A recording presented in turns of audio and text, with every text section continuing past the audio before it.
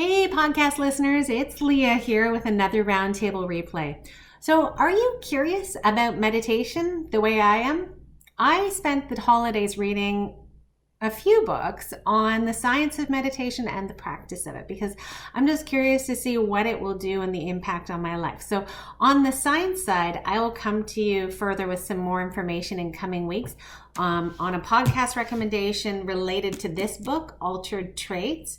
The science reveals how meditation changes your mind, brain, and body.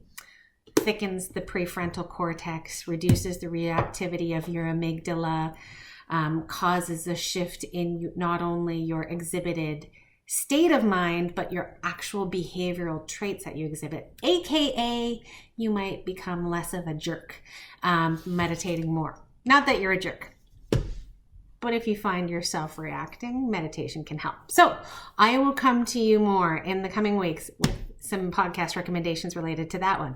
But the other book that I read over the holidays was a slightly more fun take on meditation called Meditation for Fidgety Skeptics by Dan Harris. And so my podcast recommendation for this week is related to that book. The podcast that Dan has is 10% Happier. And so just a backstory on Dan, he was an ABC Nightline News who had a on-air panic attack, which caused him to then reset and shift his perspective. And he's gotten pretty deep in the land of meditation. So the app is all around meditation and the impact that it can have on yourself and the lives of others.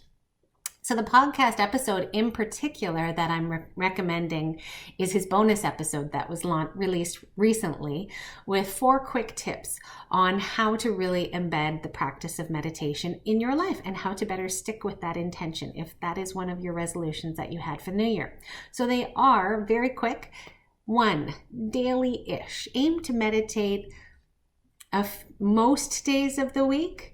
So then if you miss a day, you're not going to beat yourself up and you've got some psychological elasticity around that goal.